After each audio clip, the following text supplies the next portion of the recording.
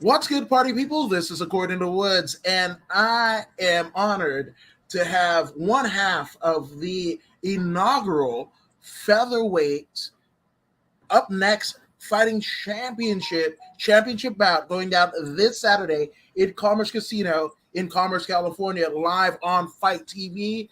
He's the one, the only former CXF, BAMMA, and international fight Bantamweight champion Terrion Ware. What's going on?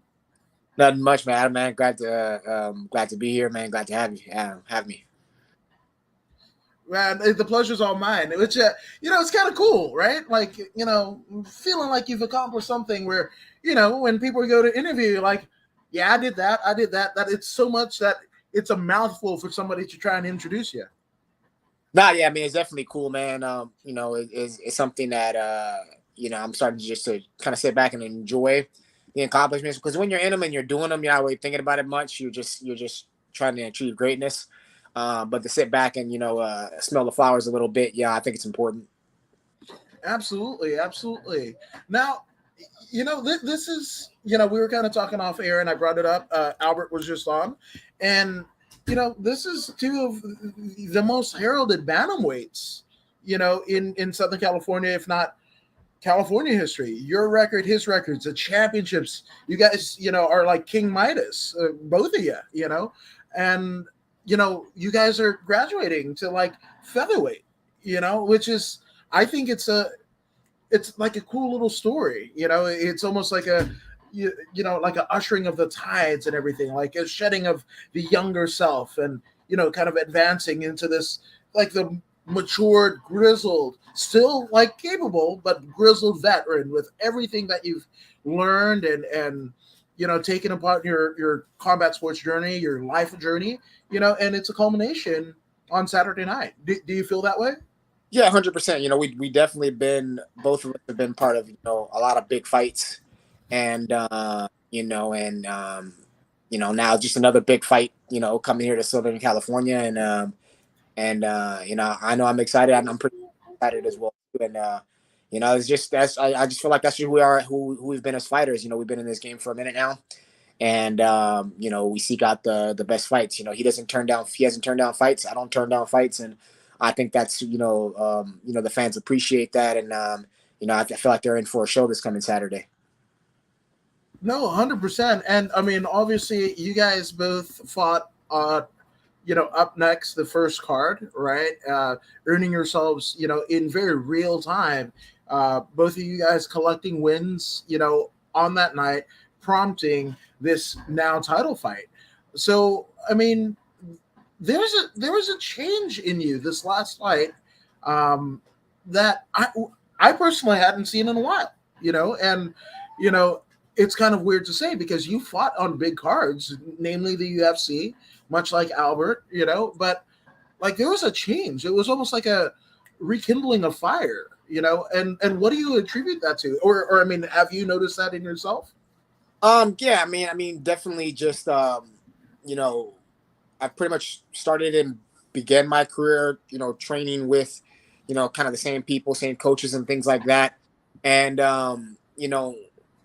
it's hard. I feel like it's impossible not to get stagnant when you've been doing something for 10 plus years and it's the same day in and day out grind, where, you probably lose a little bit of that fire. I don't think it was much of, me losing, kind of the fire, but just the excitement of it got kind of where it was just like, okay, this is just a normal daily thing. We go to your job and, a different day, and I feel like, with the changes that have been made, the layoff, due to that pandemic and some injuries and things like that, where you step away from the game a little bit and you come back and it's like, it's kind of fresh and it's new again. And so I felt like, that definitely lit a fire underneath me, just having, some brand new things taking place in my life and career. Yeah, I love that you mentioned that because a lot of people don't address it until it's too late. I mean, even Albert, was talking about his goal when he started fighting, is to get to the UFC. And, it was kind of short-sighted because like and that's where a lot of people kind of fall off, right? Where just getting there, right? Not having a sustained run, not, being a champion, and that is something that has kind of permeated through your pre-UFC career as well, right? Where like, you addressed it, I don't think I'm talking out of school, but you addressed it on social media and what have you leading up to your UFC run about like, and actually getting that contract and signing it. And like, now you could actually say, I fight UFC too. I train UFC, bro. Right. But, some of that kind of mars you in terms of your mentality because like you go through the motion, you go through the paces, and I'm not saying that it wasn't strenuous or anything like that, but monotony, right? They say change will do you good. No matter what, monotony is a dangerous place to be in, especially if you're in the fight game where, I mean, again, if you're a calculation off, disaster strikes, quite literally. Yeah, I mean the game, like at this point, man, it's especially with MMA, it's still being in its infancy. It's still a new sport compared to the other major sports and things like that. And so you know every year I feel like the game is changing. Whereas you look in other sports, it's like you have an athlete like a LeBron James, a Kobe Bryant, a Steph Curry, where they come through.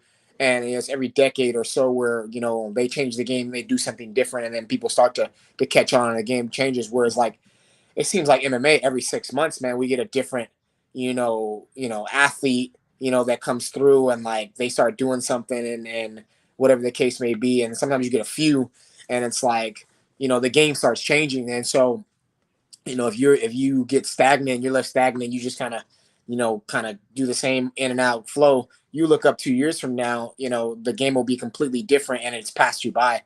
And so for me now, it's one of those things where it's like every day I'm trying to learn something new, trying to learn different. um just be familiar with it and just kind of keep evolving with the times. Now, when you got to these points, right? Because again, if you miscalculate or mistime an accountant, like if you're an accountant and that's your day job, right? I mean, yes, bad things do happen, but I mean, you're not having the lingering effects like you would, 3 years down the line when that ache and pain shoots up out of nowhere.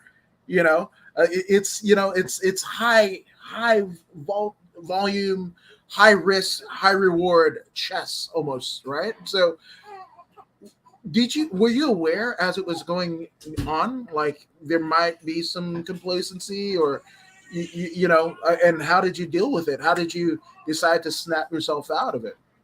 Yeah, I mean, while it was going on, like at the beginning, you don't really see it, especially if you're being successful, and sometimes what people don't realize is that, success can be a detriment as well too. Like you get, for some, people, their heads get big, like, I'm fine, I'm doing what I need to do, and this and the other. Um, and I kind of felt like where it was like, well, what I'm doing now is working, so why change? You don't look too much into the future. And that's what I felt like I was kind of get short-sighted on, was like I wasn't thinking about the future. And it's something that I watch a lot of fighting, I watch a lot of interviews, I watch fighters, especially champions and things like that, and just interested to see what their mindset is like. And it was something that Demetrius Johnson said in training with Matt Hume, where it was like they'll be working on something that has nothing to do with the particular fight that they're about to be engaged in, but it's something that he might need to learn for a future opponent. And it was something they were always trying to implement new things into their camp, and go train in new places. And they would often go to Singapore out there and train at Evolve MMA, because it's a hotbed out there where they get Muay Thai champions, Jiu-Jitsu champions, wrestling champions, guys that come from individual sports that train there.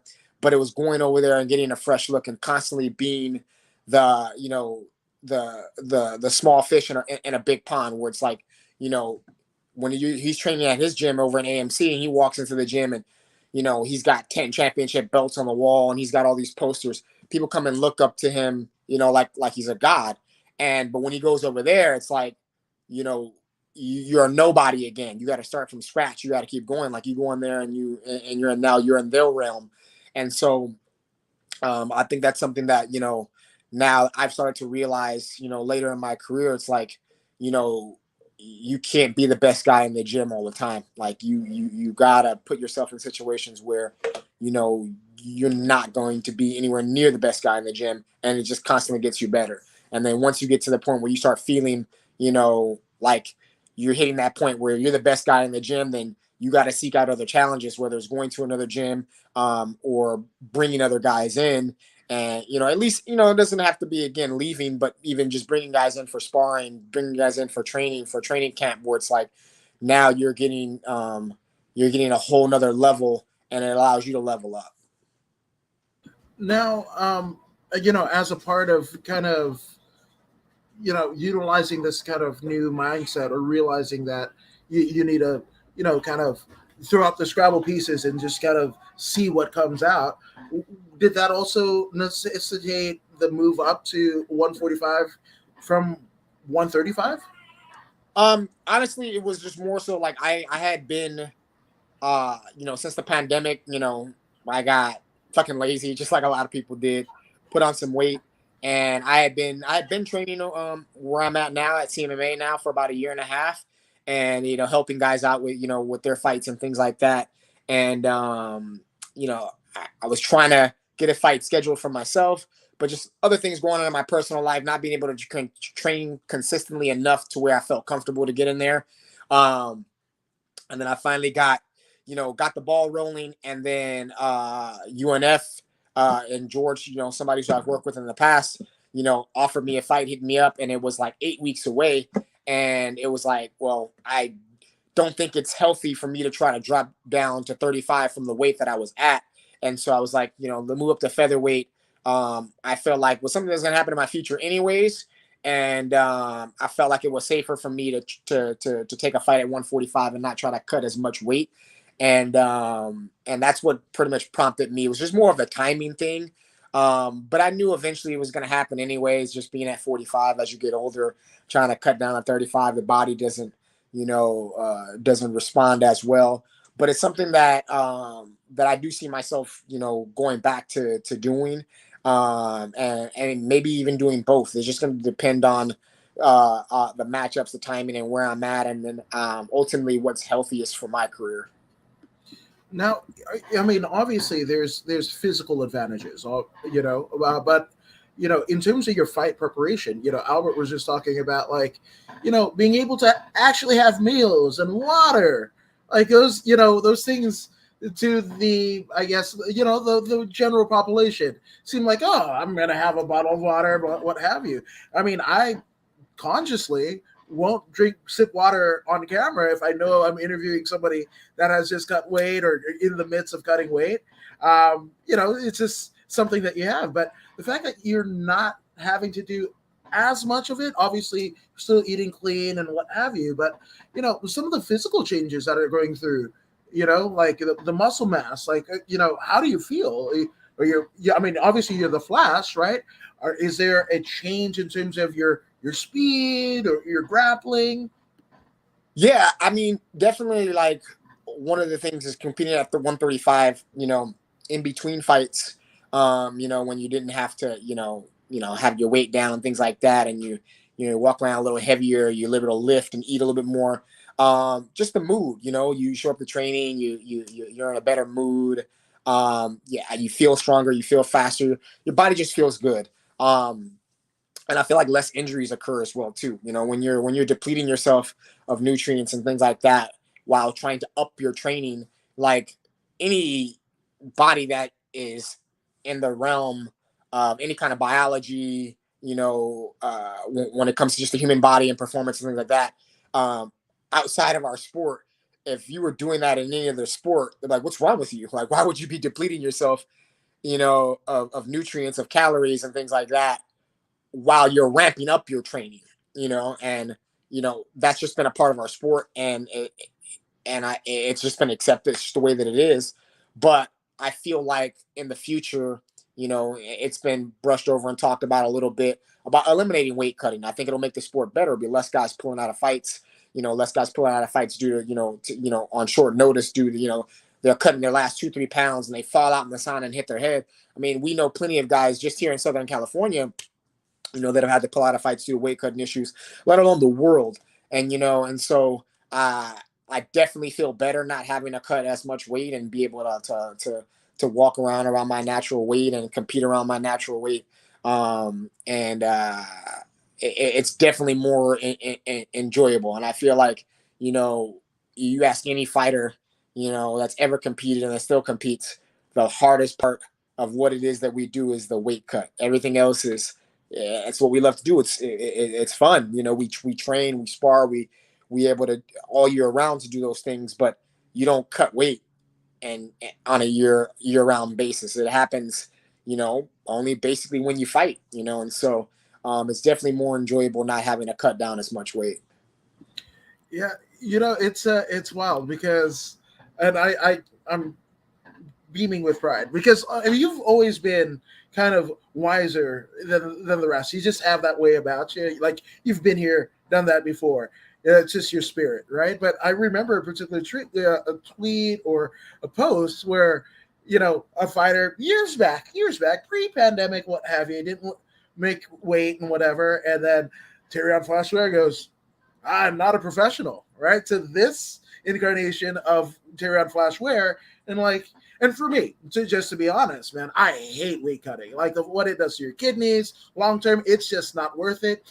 I don't understand ideologically why the top promotion in the land won't create a title in a division every 10 pounds and make it safer, but we'll trot out an interim championship whenever. Like, come on. Like, these guys and girls are literally giving their lives and longevity and quality of lives to you for this antiquated thing that is carried over because, no holds barred, as it was once known, now MMA, wanted to get state athletic commission to govern it, but it's an antiquated thing carried over from wrestling, carried over from boxing that I want to feel like we know better now. Like, let's not do it. Fight close to your natural weight. And you'll have more fights, you'll have less injuries because the knockouts that happen or whatever, more likely than not, they happen because you're dehydrated. Or you're rehydrated the wrong way. And the one time you're going to figure it out is the time that it counts the most. So it's just like, stop. But that's just me.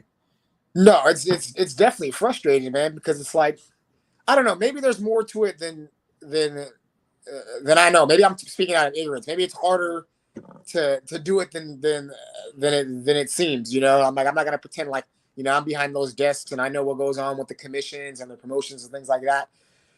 But I mean, I don't know, man. I mean, I've seen the sport grow and evolve in a bunch of other ways that seemed more difficult. I really don't see what the problem is, and just you can keep all the names of the weight classes and just change what the weight is for that class, and I know they're doing things even in high school and college wrestling where they're implementing ways to where guys aren't dehydrating themselves as much. I know ONE FC is doing it to a certain extent, and so I just don't see.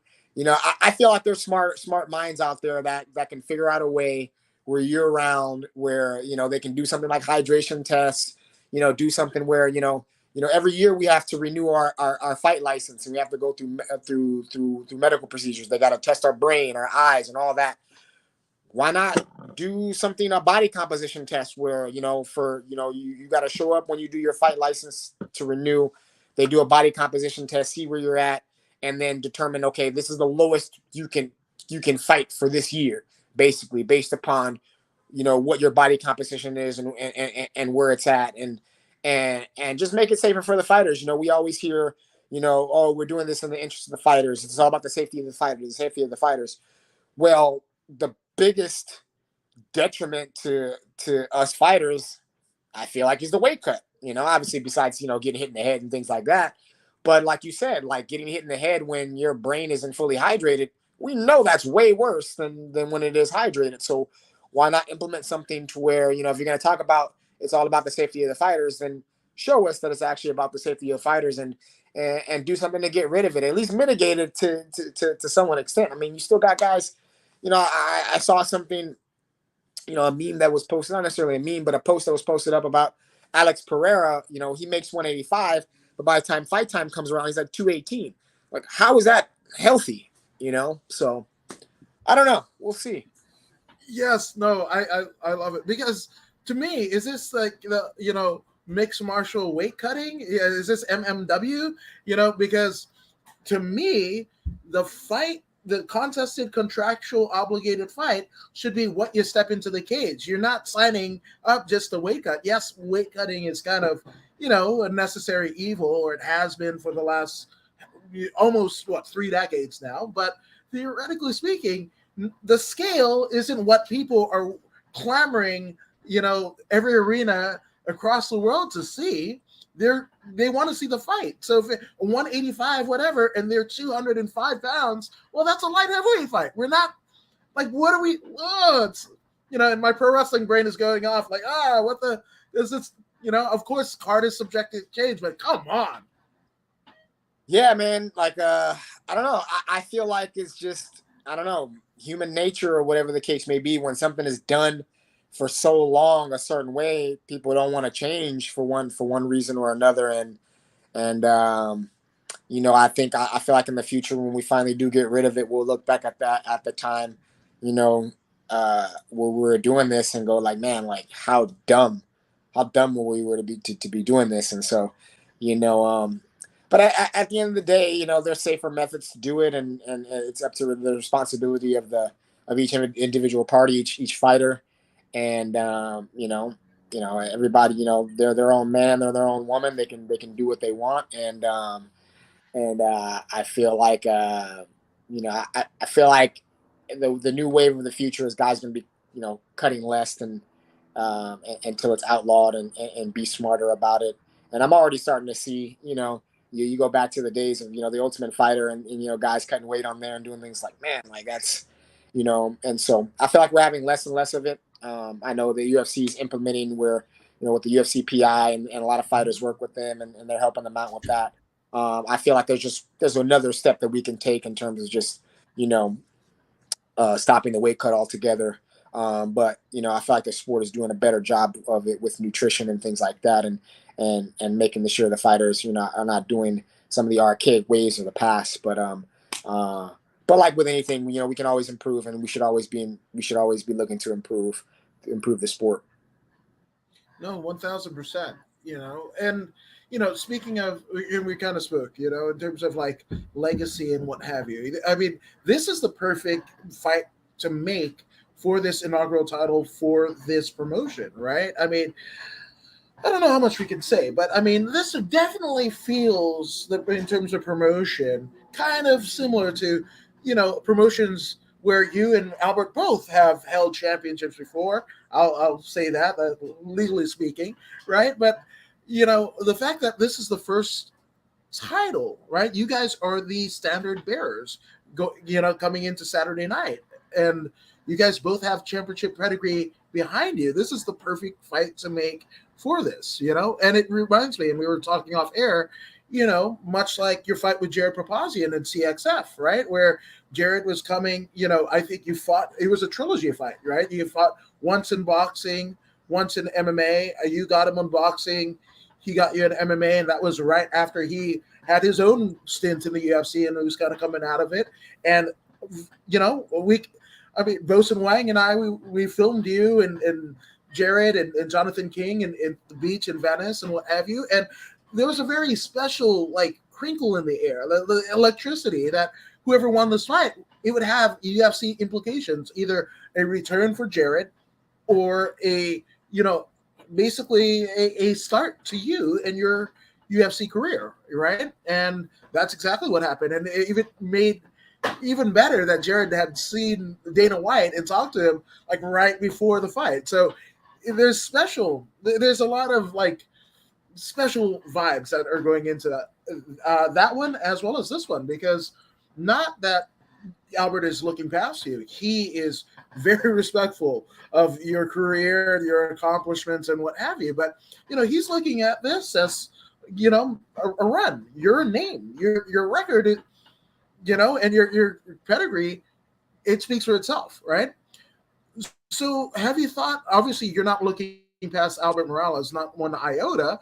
But have you thought about what could happen, the implications after this, or is it, Seth faces his son Saturday night and that's all that's there? I mean, listen, like when I got into this sport, for me, it was all about chasing greatness, wanting to be one of the best and wanting to compete against the best. And so, um, I've said it and I'll say it again. Um, while I'm doing something, when I'm doing something, whatever it is, I want to be the best. And so if I'm still doing this, it's because, I feel like I'm one of the best and I feel like I can reach that again as well too. And so, I'm doing this, still chasing greatness, still trying to be one of the best in the world and want to compete against one of the best in the world. And so I feel like, for me, like it's still just another ring up the ladder of you got to go out there and you got to compete against the best if you want to continue to go up that ladder. I can't just come out here and just be like, I'm just gonna have, some, a couple fights to stand there and ride off into the sunset against any and all body. I want to compete for belts. I want to compete for my legacy. I want to compete against the best and have an opportunity, whether it's at the UFC level or whatever level, just continue to go up that ladder and continue to compete against the best. And so that's what I'm looking at it. I'm not looking at this fight as like, looking past Albert or a one-off or, get the belt and be satisfied. Like, honestly, for me, like, it's more about legacy than it is anything. And just, I want, when I go back and look at my record and see that I fought all of the best guys and, Albert's one of those names and one of those guys. And that's what I'm looking at it as. I'm looking at it as, the next step, first things first, obviously with this fight, but as soon as this fight's done, I'm right back in the lab and I'm looking for the next best challenge. And, and who knows? I don't know, I'm 36, and so, I know, it's not often where, someone my age, gets another chance to be able to do that. But I'll be damned if I'm not going to chase it. Why not be the first? Yeah, and it's not to say that it's out of the realm of possibility. This most recent season of The Ultimate Fighter, we saw somebody that literally hadn't fought since 2008. I think the gent was in McDonald is his real last name, but he went by Maximus, like Robbie Maximus or someone. But I mean, he was in his 40s. He hadn't fought in at least 10 years, if not more so. And he was on The Ultimate Fighter, So it's not to say that it can't be done, And if it hasn't been done, why can't I be the first? All right. And like I said, for me, like I got into the sport late, so even though I'm 36, I don't feel 36. I'm still in here. Myself and I trained with Victor Henry. He's also 35. Just got in the UFC and fought Ani Barolos, and no one thought he was going to win, and he went out there and dominated.